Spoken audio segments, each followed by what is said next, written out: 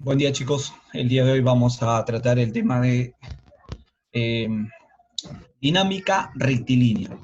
El tema de dinámica rectilínea para nosotros va a ser sumamente importante porque lo que va a involucrar, lo que nosotros vamos a ver acá, es la relación que existe entre lo que es la parte principal de estática, que son las fuerzas, con la parte principal de lo que es cinemática, que es el movimiento, la velocidad, la aceleración de los cuerpos. Entonces, ahora lo que vamos a ver es la explicación de por qué se origina la variación de velocidad en los cuerpos, ¿no? Hasta, hasta antes de ver la parte estática, nosotros describíamos el movimiento del cuerpo. Lo que hacíamos era determinar cuál es la velocidad final, cuánto vale la aceleración. Lo que también hacíamos era saber cuánto demoraba, cuánto avanzaba, pero no nos daban la explicación de por qué se estaba moviendo, qué originaba que el cuerpo pudiera modificar su velocidad. Eso no se decía. En esta parte lo que vamos a hacer es precisamente explicar por qué ocurre esto, por qué la velocidad de los cuerpos va a cambiar, ¿sí? Y nos vamos a sustentar en lo que nosotros conocemos como la segunda ley de Newton, ¿no? Para nosotros va a ser sumamente importante esto. Entonces, voy a pasar a compartir contigo una diapositiva que va a ser lo primero que vamos a observar, ¿sí? Entonces, muy importante va a ser para nosotros precisamente esto, ¿sí? Entonces, veamos. Dinámica. Bien, el tema que vamos a ver el día de hoy es dinámica. ¿Qué es lo que nosotros entendemos por dinámica? ¿Qué es lo que nosotros tenemos que considerar en esa parte de dinámica rectilínea? Te había mencionado que este tema va a tratar principalmente de organizar y juntar los dos elementos que para nosotros van a ser sumamente importantes, y los cuales son las fuerzas y la aceleración. Y esto se va a fundamentar en lo que son las leyes de Newton, especialmente en lo que es la segunda ley de Newton, ¿sí? Entonces, que me habla de la relación precisamente existente entre ellos, ¿no? Vamos a ver lo siguiente. Conceptos previos. ¿Qué es lo que tengo que saber para poder entrar al estudio de lo que es la dinámica? Pues bien, para nosotros poder entrar a estudiar lo que es la parte de dinámica, tenemos que conocer lo siguiente. Fíjate. En primer lugar, sabemos que algunos cuerpos, aunque muy pocos, tienen una velocidad constante, ¿sí? Entre ellos están las escaleras mecánicas, las que están en los centros comerciales, en el aeropuerto, ¿sí? Pero también en algunos lugares donde se necesita una faja transportadora, ¿no? Principalmente en las minas, ¿sí? O en algunos lugares, por ejemplo, donde se van a llevar algunos elementos, ¿no? Como minerales, materiales, así. Por ejemplo, aquí. Aquí lo que observamos es que existe una faja transportadora que precisamente va a transportar, para la redundancia, pues un tipo de material y lo hace pues a una rapidez constante, ¿sí? Pues bien, pero ¿qué significa que la velocidad sea constante? Tenemos que recordar eso. Primero, significa que no va a cambiar el módulo de su velocidad. En segundo lugar, no va a cambiar tampoco la dirección con la cual se están moviendo. Este tipo de movimiento recibe un nombre especial, ¿no? Es el MRU. ¿Está bien? El MRU. Pero fíjate, lo importante acá es decir que la velocidad no cambia. Este tipo de movimiento solamente lo poseen en algunas situaciones, ¿no? Lo más frecuente es que no ocurra esto, es decir, que la velocidad no se conserve. Es decir, que la mayoría de cuerpos de alguna manera van a cambiar su velocidad, ¿sí? Esto lo observamos a diario, ¿no? A ver, veamos una situación acá. Por ejemplo, este auto. Este auto no solamente está a la hora de frenar para dar la curva, no solamente disminuye su velocidad, sino que además está cambiando, fíjate, en dirección. Claro, está modificando la dirección. Por lo tanto, está cambiando en dos cosas, ¿no? En el valor que tiene, es decir, el módulo, pero también está cambiando en la dirección. Entonces, cuando la velocidad va a cambiar, lo puede hacer, ¿sí? Lo puede hacer cuando cambia el módulo o lo puede hacer cuando cambia la dirección. En cualquiera de las dos situaciones, cuando la velocidad va a cambiar, estaríamos hablando de que el cuerpo posee aceleración. Fíjate, posee aceleración. Entonces, lo principal acá, y esto es lo que nosotros hemos visto en la primera parte del movimiento, de la parte cinemática, Cuando veíamos el MRU, el MRV, la caída libre, ¿no? Cuando veíamos todo ese tipo de movimientos, era importante saber que tenían velocidad, pero si la velocidad cambiaba, había aceleración. Entonces, la aceleración aquí es lo primero que yo tengo que recordar. ¿Cuándo aparece la aceleración? Cuando la velocidad va a cambiar. No te olvides, si la velocidad cambia, hay aceleración. Otra cosa que nosotros vamos a ver cuando analizamos ya a cuerpos, ¿sí? Aquí, por ejemplo, está como un disco, ¿sí? Que está unido por un resorte y por acá está unido también a una cuerda con un bloque. Entonces, lo que nosotros decíamos que existía, debido a las interacciones que se presentan con otros cuerpos, ¿sí? Existían lo que se denominan las fuerzas. Esas fuerzas, ¿no? Debido a las interacciones, ¿se pueden medir? Claro que sí, se pueden medir. Y lo que nosotros habíamos dicho era que algunas fuerzas que nos rodean son sumamente importantes porque aparecen de manera constante en el estudio de todos los cuerpos que nosotros vemos, ¿sí? El principal, o la principal fuerza que nosotros, que yo te había indicado que tienes que considerar prácticamente siempre, ¿no? Que no debes dejar de lado, es precisamente, fíjate, la fuerza de gravedad, la primera. Sí, ¿y cómo se grafica? Pues en el centro del cuerpo y siempre verticalmente hacia abajo, ¿sí? Esa es la primera fuerza, ¿no? Esa es la primera fuerza que nosotros hemos visto, la fuerza de gravedad. Otra fuerza importante, pero ya no actúa en todos los cuerpos, sino en algunos cuerpos, que en ese caso, por ejemplo, es las cuerdas, solamente en las cuerdas, nos referimos a la fuerza de tensión. La fuerza de tensión es sumamente importante, por supuesto que sí, porque esta fuerza de tensión actúa en cuerdas y siempre jala a los cuerpos. Mira, ahí está dibujada la fuerza de tensión. ¿Qué otra fuerza hemos estudiado en la parte de estática? Pues cuando un cuerpo se apoya en otro, ¿sí? Cuando un cuerpo está encima de otro, al costado de otro, ¿sí? Cuando está en contacto con otro, actuará lo que nosotros denominamos como la fuerza normal. La fuerza normal, ¿sí? Esta fuerza normal siempre actúa apuntando al cuerpo que estoy estudiando y perpendicular a él, es decir, formando 90 grados con él. Finalmente, habíamos visto el estudio de otra fuerza que, al igual que la tensión, solamente actúa en ciertas ocasiones, ¿no? ¿En qué ocasiones? Cuando vemos un resorte y este resorte está o estirado o comprimido. Entonces ahí actuará la fuerza elástica. Mira, dado que este disco está jalando al resorte, pues actuará la fuerza elástica de este modo. Entonces, mira, de la primera parte, de la parte de cinemática, lo más importante era la velocidad y el cambio de velocidad, que es la aceleración. La aceleración. Y de esa parte de estática, lo más importante era reconocer las fuerzas y que estas fuerzas, pues, iban a determinar lo que nosotros llamamos con las fuerzas usuales, que son estas que aparecen acá. Son las principales, no las únicas, pero sí las principales. Ahora, ¿cómo influye esto en lo que nosotros vamos a denominar como dinámica? Pues bien, fíjate, cuando nosotros empujamos, por ejemplo, un cuerpo, como por ejemplo este joven está empujando en este caso a esos bloques, ¿no? Lo que nosotros vamos a ver es que se logra un movimiento. Y este movimiento va a ser con aceleración. Pero también va a ser importante que debido a ese movimiento, ¿sí?, de traslación que experimenta esa persona, la masa también juega un papel importante. Porque si hay una gran masa, entonces va a ser muy difícil mover al cuerpo. Pero si hay una masa pequeña, pues va a ser mucho más fácil, ¿no? Entonces, por ahí que nos da la idea de que alguna relación debe existir entre estos elementos que he mencionado, ¿no? La fuerza que está ejerciendo la persona, la masa que va a mover, ¿sí? El cuerpo, en este caso, que tiene una masa que se va a mover, y de qué manera, pues, va a actuar eso frente a la aceleración, ¿no? Cuando le va a cambiar la velocidad. Un poco para poder explicar esto de lo que es la influencia de estos tres elementos que he mencionado, pues lo vamos a hacer con este dibujo que para nosotros también va a resultar un poco más sencillo de ver. Tengo acá un joven pateando una pelota. Mira, a la hora de patear la pelota, lo que nosotros vamos a ver es lo siguiente. Mira, a la hora de patear la pelota, lo que nosotros vamos a ver acá es lo siguiente. Fíjate, la pelota se movió. La pelota se movió. ¿Sí? la pelota se movió.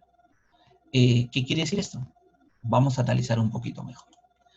En primer lugar, nosotros tenemos que la pelota tiene una masa. Claro, como todo cuerpo. Puede ser muy grande, muy pequeña, pero tiene una masa. En segundo lugar, lo que nosotros sabemos es que esta pelota pues va a tener una velocidad inicial, que vamos a considerar que vale cero. Al principio no se está moviendo. Ahora, el joven llega y le aplica un puntapié. A la hora de aplicarle un puntapié, ¿eso qué significa? Que le aplica una fuerza. ¿Sí? Le aplica una fuerza. Bien. ¿Y qué sucede cuando le aplica una fuerza? Bueno, observamos que se movió el cuerpo, pues no pasó de un lugar hacia otro. Entonces el cuerpo se movió. Ya, y si se movió, ¿eso qué significa? Significa que tiene una velocidad diferente de cero. Pues claro, pues, si al principio no se movía porque no tenía velocidad, cuando se está moviendo tiene velocidad. Entonces ahí la velocidad tiene un valor. Entonces ya no va a ser cero. ¿Eso quiere decir que la velocidad ha cambiado? Por supuesto que sí. Y si la velocidad cambió, ¿qué significa? Que hay una aceleración. Entonces, claro, eso es más o menos lo que suponíamos al principio, ¿no? Cuando el joven está empujando, al principio está el bloque, ¿sí? Está el cuerpo que va a mover, al principio está quieto y luego lo mueve, ¿no? Porque le aplica una fuerza. Entonces, estos tres elementos, estas tres magnitudes, fuerza, masa y aceleración, de alguna manera están relacionados en el movimiento de este cuerpo. La pregunta es, ¿y cómo están relacionados? Pues bien, esto precisamente nos lo explicó brillantemente Isaac Newton, ¿sí? Y sentó las bases de todo lo que nosotros vamos a llamar como la física clásica, ¿sí? Entonces, de ahí que sea sumamente importante saber, conocer qué es lo que nos ha dicho Isaac Newton a través de su famosa segunda ley de Newton. Mira, me dice lo siguiente, que cuando yo aplico una fuerza, y esta va aumentando, quiere decir que el movimiento del cuerpo pues también va a aumentar, es decir, la aceleración va a aumentar. Eso tiene lógica, pues, ¿no? Cuando tú pateas una pelota, si la pateas despacio, el movimiento es leve. Y si tienes mayor intensidad la fuerza, o sea, es decir, lo pateas más fuerte, ¿es verdad que la pelota se va a mover más? Por supuesto que sí. Entonces, lo que nosotros vamos a decir, que a mayor fuerza aplicada, existe una mayor aceleración. Entonces, ambas magnitudes de fuerza y aceleración están relacionados de manera directa. A eso nosotros, en aritmética me parece, le llamamos magnitudes directamente proporcionales. ¿Sí? Magnitudes directamente proporcionales. Y lo que vamos a indicar acá, fuerza es directamente proporcional a la aceleración. Ahora veamos lo que pasa con la masa. Si la masa que quiero mover aumenta, ¿qué va a pasar con el movimiento? ¿También va a aumentar? ¿Va a haber mayor aceleración? ¿Va a ser más fácil moverlo, en otras palabras? Pues voy a notar que no. Algo simple. Para ti va a ser muy fácil mover un lapicero, a diferencia de mover, por ejemplo, un mueble, un ropero. ¿Por qué? Porque la masa es mayor. El lapicero, al tener una masa pequeña, es más fácil de moverlo. Va a tener mayor aceleración cuando yo le aplique.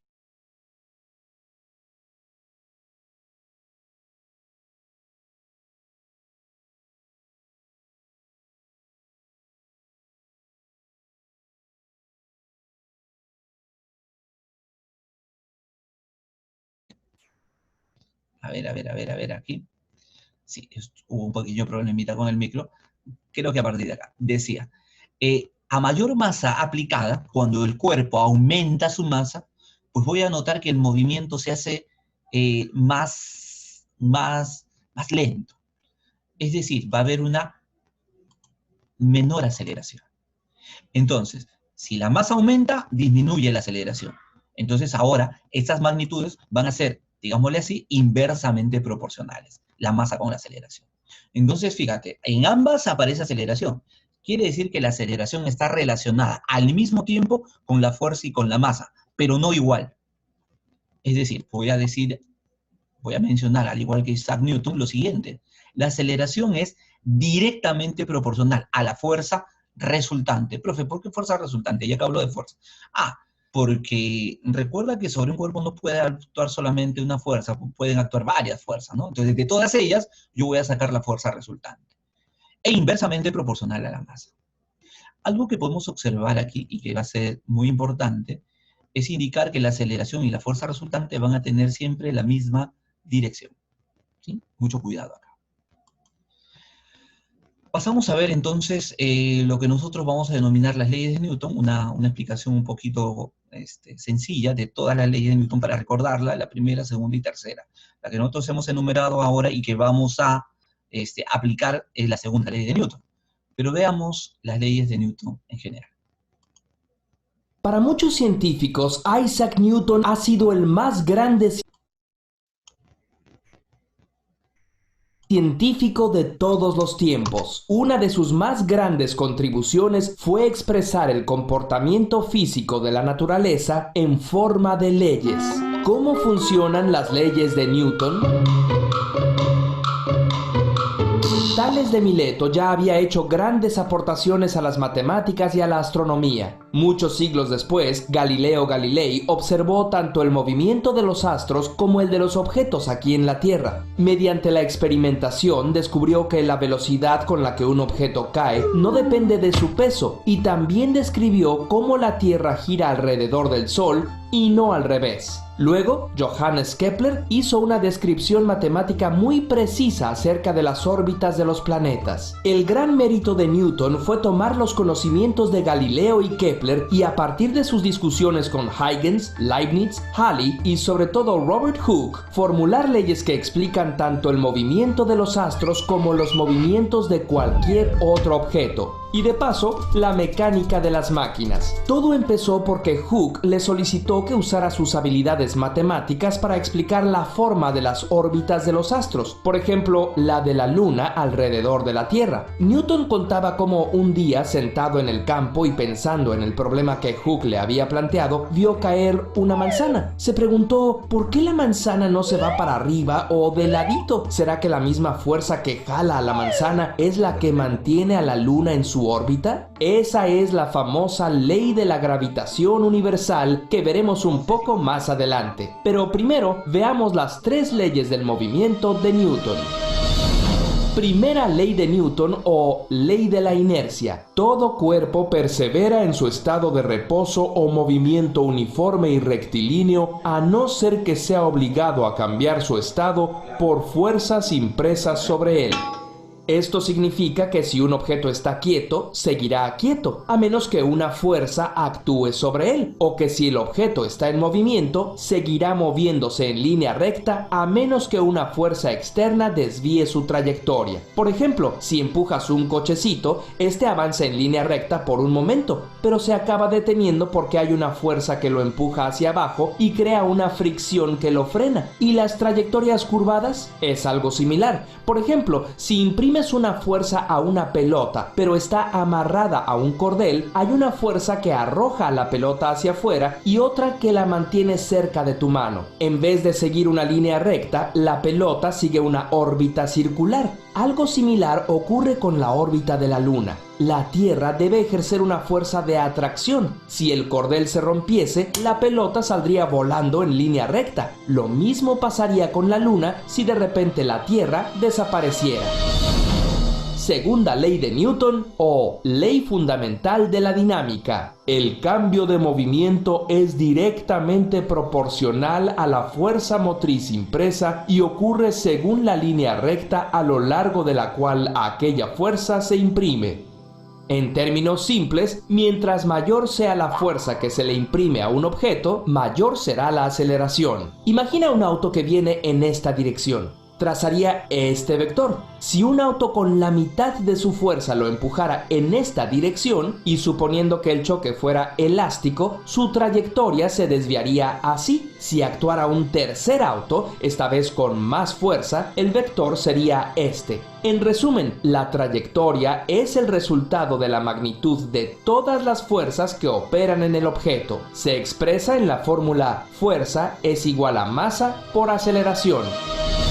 Tercera ley de Newton o principio de la acción y reacción. A cada acción siempre se opone una reacción igual pero de sentido contrario.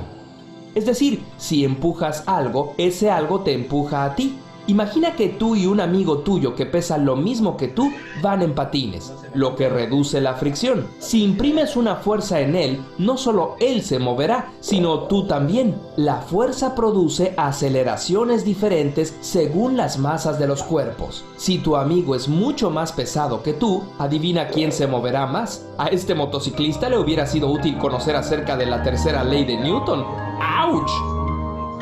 Es claro que las leyes aplican a los objetos que se tocan, jalan y empujan entre ellos. ¿Cómo se aplican a manzanas y planetas que están separados? Bueno, pues Newton decidió que la gravedad era también una fuerza, solo que ésta actuaba a distancia, y su comportamiento se puede describir con la ley de la gravitación universal.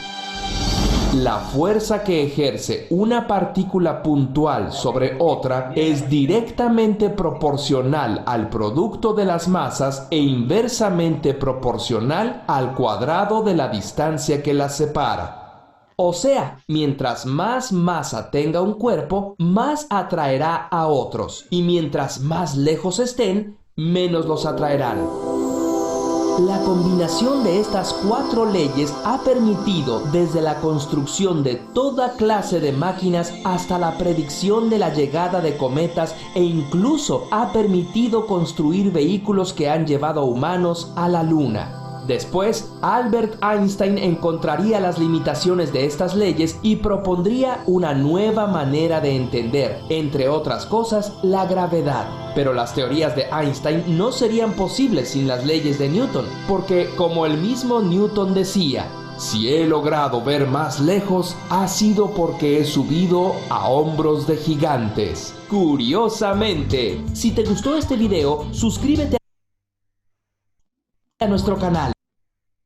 Bien, el video que hemos visto, pues resume un poco las leyes de Newton, ¿sí? Nos pone, digamos así, en auto respecto de esto. Vamos a lo siguiente, chicos. A ver, por favor, vamos a lo siguiente. Mira, voy a desarrollar un par de ejemplos y con esto vamos a dejar sentado las bases de lo que es la forma de aplicar la segunda ley de Newton. ¿Sí? Mira, me dice, un bloque de 20 kilogramos que está inicialmente en reposo experimenta la acción de una fuerza de 800 newton. Considerando una superficie lisa,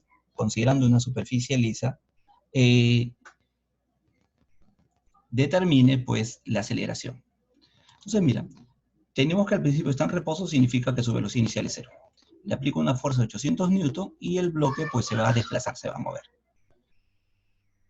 ¿Qué ocurre? Vamos a tener que desarrollar y aplicar lo que es lo siguiente. El diagrama de cuerpo libre. ¿Qué significa esto? Dibujar las fuerzas, bueno, lo que decíamos en estática. En primer lugar, la fuerza de gravedad. Como su masa es de 20, su fuerza de gravedad debe ser 200 newton. Debe estar también la fuerza normal porque está apoyado sobre el piso. Y la fuerza, en este caso, de 800 newton que empuja al bloque. Analizamos. Mira, a lo largo del eje Y, que va a ser en este caso el eje vertical, las fuerzas tienen que ser iguales porque el cuerpo ni sube ni baja. ¿Sí? Entonces, claro, su movimiento es solamente horizontal, por lo tanto, en Y ni sube ni baja. Por lo tanto, la normal debe ser igual a la gravedad. Como la gravedad vale 200 newton, entonces la normal vale 200 newton. Ahora, en el eje X, solo actúa la fuerza de 800 newton. Por lo tanto, esta es la fuerza que nosotros vamos a denominar la fuerza que obliga a que el cuerpo se mueva. Esa es la fuerza resultante. Entonces, cuando queremos determinar la aceleración, lo que nosotros vamos a ver aquí va a ser lo siguiente. Recordamos la segunda ley de Newton. Me dice, la aceleración es fuerza resultante sobre la masa. La fuerza resultante es 800 y la masa es 20. Dividiendo, se cancela un 0 y 80 entre 2 me sale 40. La aceleración es de 40 metros por segundo al cuadrado.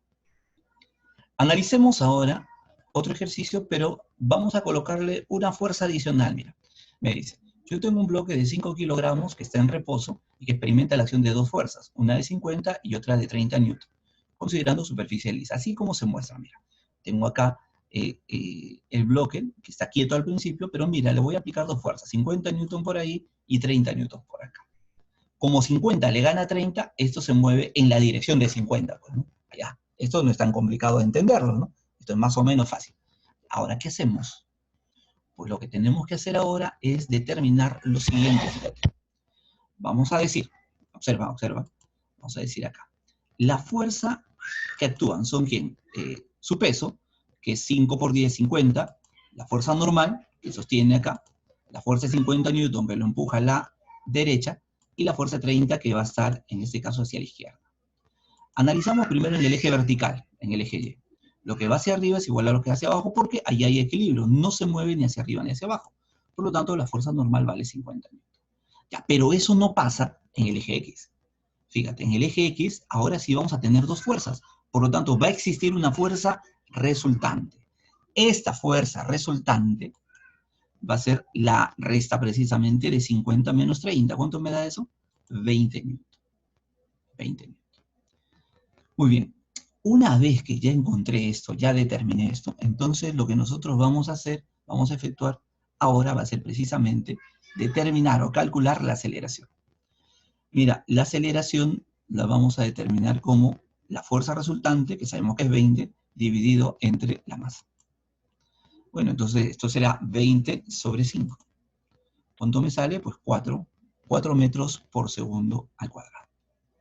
Entonces no resulta tan complicado eso, ¿no? Mira, a lo largo del eje X, o del eje Y, creo que esto está bastante fácil, bastante sencillo. ¿Sí?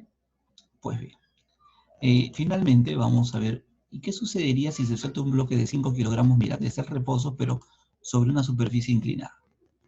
Pues lo que sabemos es que el bloque pues, va a resbalar. ¿Qué fuerzas actuarán sobre el cuerpo? Pues vamos a realizar el diagrama de cuerpo libre, ¿no? Primero, sabemos que sobre una superficie inclinada nos podemos guiar de estos ejes, ¿no? Hacia abajo la fuerza de gravedad y la fuerza normal. Son las dos únicas fuerzas. Pero podemos descomponer, fíjate, a la fuerza de gravedad. Analizando lo siguiente, que acá es 37 grados, ¿sí? Y descomponemos a esta fuerza, ¿no? Esta fuerza, como es 5, será 50 newton su peso. Entonces vamos a descomponer eso. A la hora de descomponer, nos va a salir acá 50 seno de 37, que va a ser igual a 30, y 50 coseno de 37, que es igual a 40. Nos salen estas dos componentes. Ahora mira, fíjate, ahora ya tenemos en el eje Y, que va a ser este eje, y el eje X, que va a ser este eje inclinado, ¿no? Claro, es volteado acá los ejes, ¿no? Entonces, observa. Voy a decir lo siguiente aquí. Voy a decir lo siguiente. En el eje Y, voy a calcular la fuerza normal. Es decir, estas dos fuerzas van a ser iguales, ¿no? Fuerza normal igual a la fuerza de 40 newton. Porque hay un equilibrio ahí. No se va ni hacia arriba ni hacia abajo, ¿no? Y finalmente, vamos a determinar la aceleración. Fíjate que a lo largo de este eje inclinado, ahí, en este eje inclinado, la única fuerza que actúa y que lo traslada, que lo lleva cuesta abajo, va a ser la fuerza de 30 newton. Entonces, aplicamos la segunda ley de Newton, que sería reemplazar fuerza resultante sobre masa. Es decir, 30 sobre la masa, que es 5. ¿Cuánto nos sale eso? 6 metros por segundo al cuadrado. Pues bien, aquí nos quedaríamos para pasar a la resolución de problemas ya en los otros problemas del libro, quiero decir, para poder ratificar, analizar mejor esto que estamos viendo acá, que es muy importante, ¿no? Conocido como la segunda ley de Newton. Pues bien, entonces ya nos vemos para poder desarrollar ejercicios y resolver algunas preguntas que por ahí seguramente vas a plantear. ¿Sí? Pues nos vemos. Hasta luego.